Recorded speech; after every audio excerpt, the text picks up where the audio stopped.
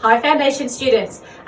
Today for writing we are going to learn how to retell a story that we've read, and by the end of the lesson we will have learnt about the 5-finger retell strategy and be able to say what happened at the beginning of a story. I wonder, did anybody work out what fairy tale character I was? You're right, I was Little Red Riding Hood, my favourite fairy tale. So isn't that funny? Now, for this lesson today, what you're going to have to do is go back and listen to the start of the Little Red Riding Hood read aloud that I have already done. I've popped the link in after this mini lesson so that you'll be able to re-listen to that. It's only the first part of it to help you with your next piece of work. Don't forget to do that. Okay, so today what I'm going to teach you is a strategy to use when you are retelling what happened in a story. And it is called the 5-finger retell. Now, the reason why we call it the 5-finger retell is because each finger is linked to a different part of the story. So if we remember from our fairy tale anchor chart that a fairy tale is broken up into the beginning, the middle, and the end, when we're retelling our story, we're only telling a couple of things from each section. Now, today we are going to be retelling what happened at the beginning of the story in Little Red Riding Hood. We're going to draw a picture and we're going to write about it. So, let's check our anchor chart.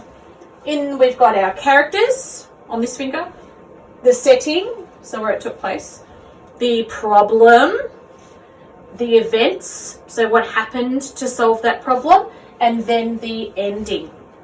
Now, when we are retelling the beginning of a story, we are only going to be retelling who the characters are and where the story took place. So, listening to the beginning of Little Red Riding Hood again, you'll be able to pick up what characters were mentioned and where the story takes place. So what I'm going to do now is I'm going to show you how to draw the picture plan. We'll do some labeling and write a sentence to match our picture to retell the beginning of Little Red Riding Hood. Okay, watch me.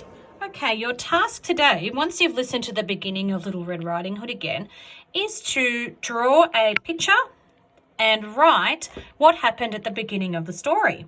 So if we think about our 5-finger retell, the first thing that we've got to think about are the characters.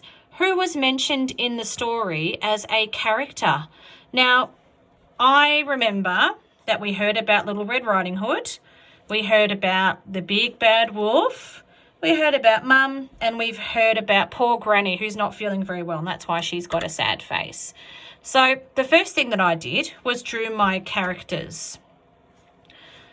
Then I thought, where is this story taking place? It starts off at Little Red Riding Hood's house, but then it moves into the woods. And so I've drawn some trees here to show that it's in the forest. What you can do if you'd like to is pause this video now and go and do your picture, and then when you can pop back in to do your labels. We're going to do our labels now. So I'm going to be labeling the things that I'll need to write my sentence. So we have Little Red Riding Hood. Little. Remember, I'm going to listen for the sounds that I can hear. It. We can use our phoneme fist. It. Tall. Ed. Ed. Little Red Riding. Riding. Ood. There's our Little Red Riding Hood. Now we can do mum. Now we can do poor Granny who's not feeling very well. G-r-a-n-e. G-r-a-n-e. Then I'll do wolf. Wolf. Wolf. And we can do the woods. woods. Woods. Now what you can do is pause the video now if you would like to, and then pop back on once you've done your labels, and we will do our sentence.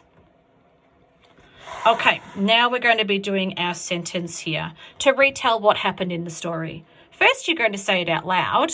At the start of the story, Little Red Riding Hood was going to take some food to her sick granny, and she went into the woods and saw the wolf. That was a long sentence, so I probably won't write that exact sentence.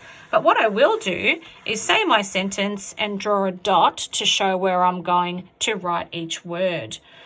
So, Little Red Riding Hood went into the woods and met the wolf. Oh, that's quite a lot. So, Little Red Riding Hood went into the woods and met, you might even write, the big bad wolf. All right, so there's quite a lot there, quite a lot of dots there for you to work through.